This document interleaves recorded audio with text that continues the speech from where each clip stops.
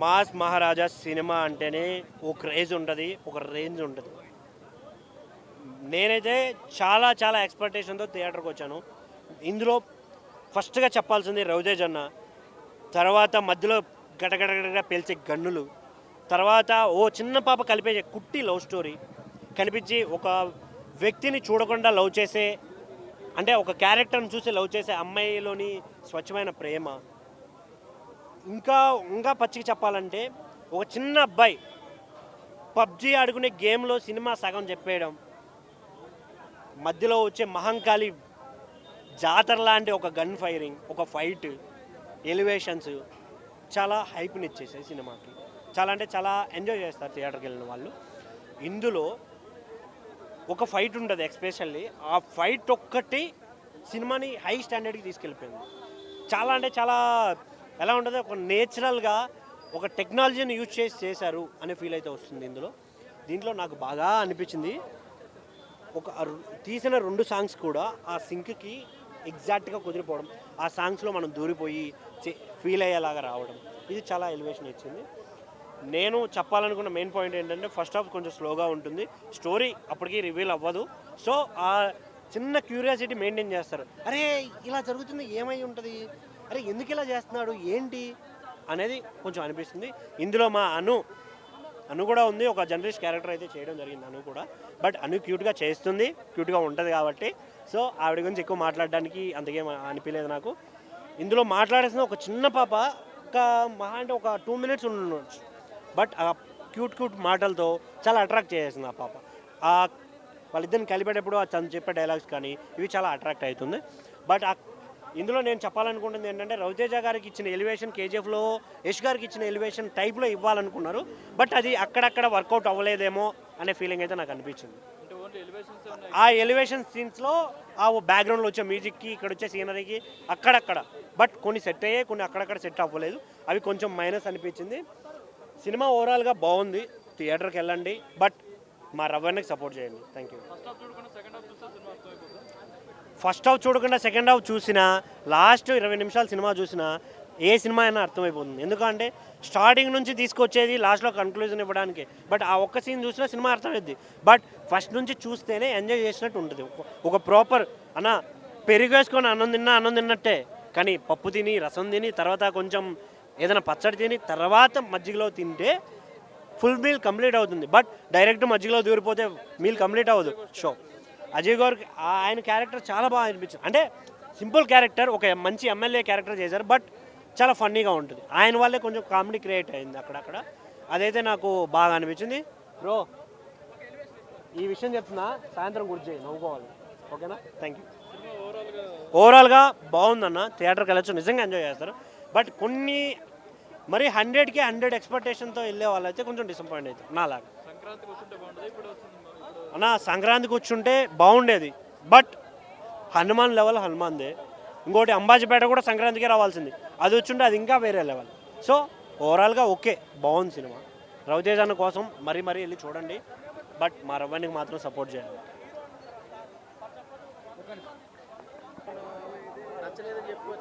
అలా అని కాదు మీరు అలా అనుకోవద్దు. దాన్ని ఏమంటారు, రవితేజ గారితో ఫస్ట్ ఎవరైతే రవితేజ గారితో సినిమా తీస్తారో, పవర్ అని సినిమా బాబీ గారు తీశారు, నెక్స్ట్ సినిమా రవితేజ గారితో సినిమా.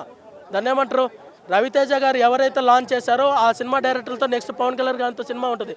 దాన్ని ఏమంటారు, వాళ్ళిద్దరు సినిమాలు ఎలా ఉంటుంది, సిమిలర్గా నెక్స్ట్ లెవెల్ అనమాట, నెక్స్ట్ లెవెల్ లాగా ఉంటుంది అన్నమాట. రవితేజ గారితో సినిమా తీసిన తర్వాత పవన్ కళ్యాణ్ గారితో సినిమా అంటే ఆ సినిమానే నెక్స్ట్ లెవెల్లో ఉంటుంది అనమాట. అలా డైరెక్ట్ ఒక ముక్కలో చెప్పాలంటే సినిమా డిజాస్టర్ అండి. ఏజెంట్ సినిమా చూశారు కదా, ఏజెంట్ సినిమా ఎలాగ డిజాస్టర్, ఈ సినిమా కూడా డిజాస్టర్.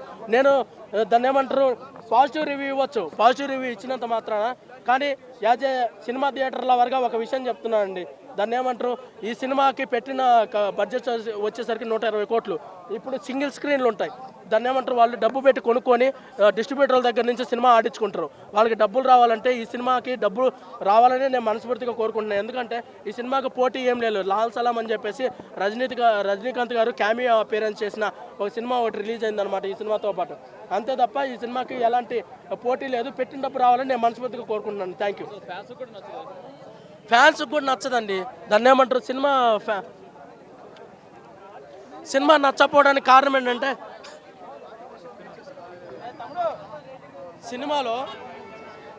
సినిమాలో దాన్ని ఏమంటారు రవితేజ గారు తప్ప ఈ సినిమాలో ఏమీ లేదండి. కానీ రవితేజ గారిని సినిమాలో మైనస్ ఏంటంటే కార్తిక్ ఘట్టంనేని గారి డైరెక్షన్ కూడా బాగుంది, కానీ స్క్రీన్ ప్లే దొబ్బిందనమాట. స్క్రీన్ ప్లే ఎందుకు దొబ్బిందో చెప్తాను. కేజీఎఫ్ సినిమా చూశారు కదండి. కేజీఎఫ్ సినిమాలో ముసలాయన ఎన్నిసార్లు కనిపిస్తారు? ఫస్ట్ హాఫ్లో మూడు నాలుగు సార్లు, సెకండ్ హాఫ్లో 3-4 సార్లు వచ్చి ఎలివేషన్ ఇస్తారు. అంతేగాని వచ్చి ఫస్ట్ హాఫ్లో 10 సార్లు, సెకండ్ హాఫ్లో 10 సార్లు స్టోరీని బ్రేక్ చేసుకుంటూ టార్చర్ పెడతారండి. ఎలివేషన్స్ కాదు, స్టోరీని బ్రేక్ చేస్తున్నారు. స్టోరీని బ్రేక్ చేసి సినిమాని ముందుకు నడవనీయకుండా టార్చర్ పెడుతున్నారు. ఓకే, ఇంటెలిజెన్స్ ఉంది, ఓకే. ఇప్పుడు సినిమా తీసే డైరెక్టర్కి ఇంటెలిజెన్స్ ఉంది, ఓకే. కానీ సినిమాకి వచ్చేది ఎవరండి? సినిమాకి వచ్చేది ఎవరు? జనరల్ ఆడియన్స్ వచ్చేది. నార్మల్ ఆడియన్స్ వస్తారు, రవితేజ గారి ఫ్యాన్స్ వస్తారు, జనరల్ ఆడియన్స్ వస్తారు. ఇప్పుడు వీళ్ళని ఇంప్రెస్ చేయాలా? అలా కాకుండా సినిమాని బ్రేక్ చేసుకుంటూ టార్చర్ పెట్టుకుంటూ సినిమాను ముందుకు నడవనీయకుండా రవితేజ గారు ఫస్ట్ హాఫ్ మొత్తం ఎన్నిసార్లు కనిపిస్తారో తెలుసా అండి? ఫస్ట్ ఒక ఎలివేషన్ ఇస్తారు, ఒక చిన్న షాట్ వేస్తారు అనమాట. ఒక చిన్న షాట్ వేసి సిగరెట్ తాగుతున్నట్టు ఒక షాట్ వేస్తారు. మళ్ళీ ఇంకోసారి ఇంకో ఎలివేషన్ ఇస్తారు, ఇచ్చేసరి ఇంకోసారి గన్నుకి తీసుకొని కాలుస్తున్నట్టు ఎలివేషన్ ఇస్తారు. ఓకే, ఎలివేషన్లు ఇవ్వడండి, ఎంతవరకు ఇవ్వాలి? దానికి ఒక లిమిట్ ఉంటుంది. అంతేగాని స్టోరీని బ్రేక్ చేస్తూ ప్రతి ఫస్ట్ హాఫ్లో 10 సార్లు బ్రేక్ చేసుకుంటూ స్టోరీని, సెకండ్ హాఫ్లో 10 సార్లు బ్రేక్ చేసుకుంటే జనరల్ ఆడియన్స్కి సినిమా ఎక్కిద్దండి?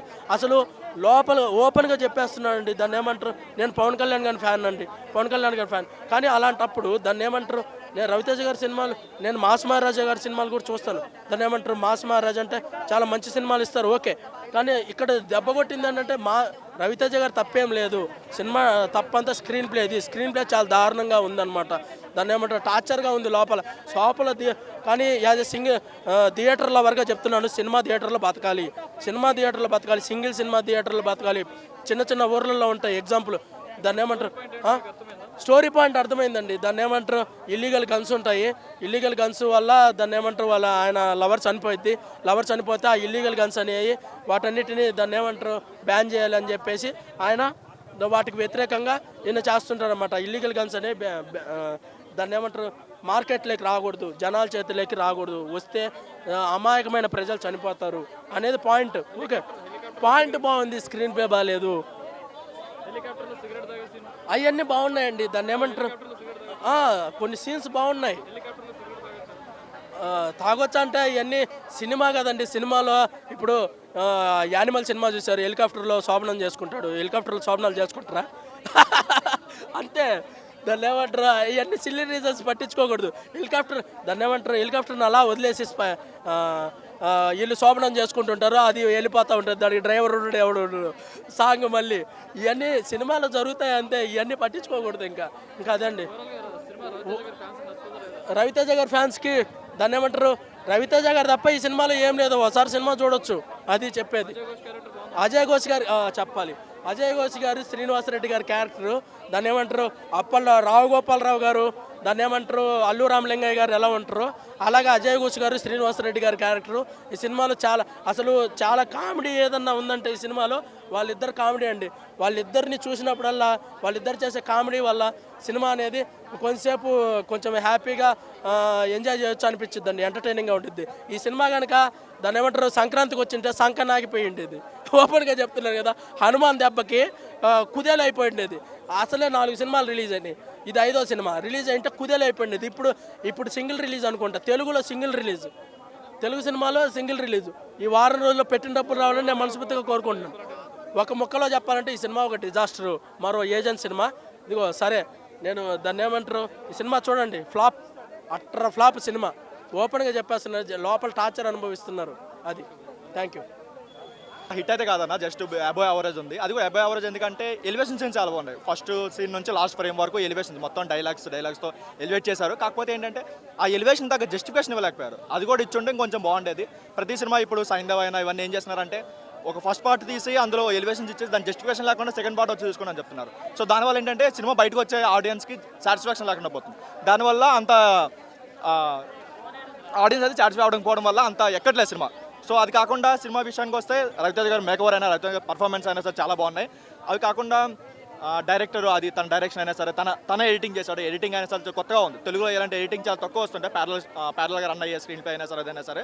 కాకపోతే ఏంటంటే మన తెలుగులో ఇలాంటివి ఎంకరేజ్ చేయలేరు. ఇప్పుడు ఫ్యామిలీ ఆడియన్స్ వచ్చారంటే ఆ డాట్లు కలుపుకోవడానికే తనకి చాలా టైం పట్టేస్తుంది. సో ఇలాంటి తెలుగులో అయితే అంత ఎంకరేజ్ చేయలేకపోవచ్చు. కాకపోతే ఒక టాప్ మూవీగా మాత్రం చాలా బాగుంది. ఇప్పుడు ఒక సినిమాటోగ్రఫీ అయినా సరే, ఒక యాక్షన్ సీక్వెన్స్ అయినా సరే, లేదంటే ఫస్ట్ హాఫ్లో వచ్చే ప్యారల్ స్క్రీన్ ప్లే కొత్తగా ఉంది. తెలుగు ఆడియన్స్ కొత్తగా ఉంది. ఎవరైతే కొత్త సినిమాలు ఎంకరేజ్ చేస్తారో వాళ్ళ వరకు నచ్చుతుంది తప్ప ఎవరైతే ఫ్యామిలీ ఆడియన్స్ వాళ్ళు వస్తారో వాళ్ళకి ఏమో అర్థం కాక బిలో యావరేజ్గా ఉంటుంది. అది కాకుండా స్టోరీ విషయానికి వస్తే స్టోరీ కూడా రెగ్యులర్ స్టోరీ, ఏదో మెసేజ్ ఇద్దామని ట్రై చేశారు కానీ అంత సక్సెస్ అవ్వలేకపోయారని చెప్పుకోవచ్చు. సో సినిమాలు ఇప్పుడు పోస్టర్లు అయినా ట్రైలర్లు అయినా సరే పత్తి మీద ఎక్కువ కాన్సన్ట్రేట్ చేశారు.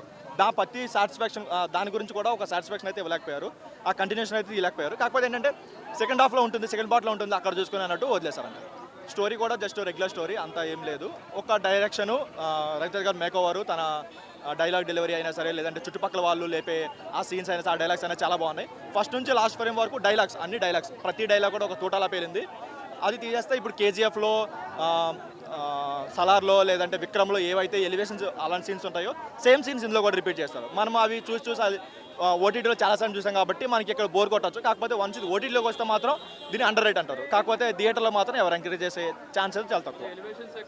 ఎలివేషన్ చాలా ఎక్కువ ఉన్నాయి. ఎలివేషన్ చాలా ఎంత ఎక్కువ ఉన్నాయంటే దాని జస్టిఫికేషన్ కూడా చేయలేకపోయారు లాస్ట్కి. అట్లీస్ట్ దాని జస్టిఫికేషన్ అయినా ఉండుంటే ఓకే సాటిస్ఫై అయ్యేవాళ్ళు.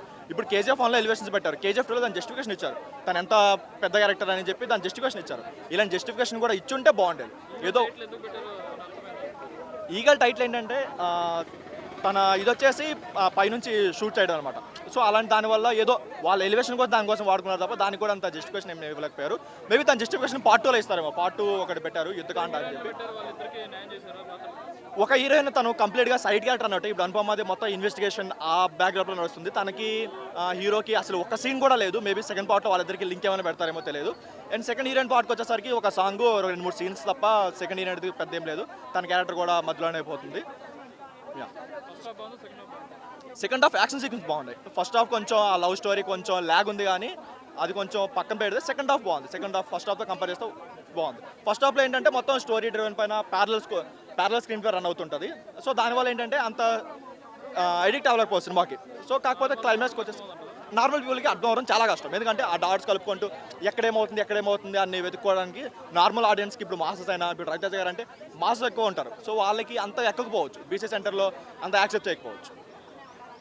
ఏ సెంటర్ వాళ్ళు కూడా ఇప్పుడు ఎవరైనా ఫ్యామిలీ ఆడియన్స్ వచ్చారంటే, వాళ్ళ కిడ్స్తో వచ్చారంటే వాళ్ళకి అర్థం కాకపోవచ్చు. అంతే.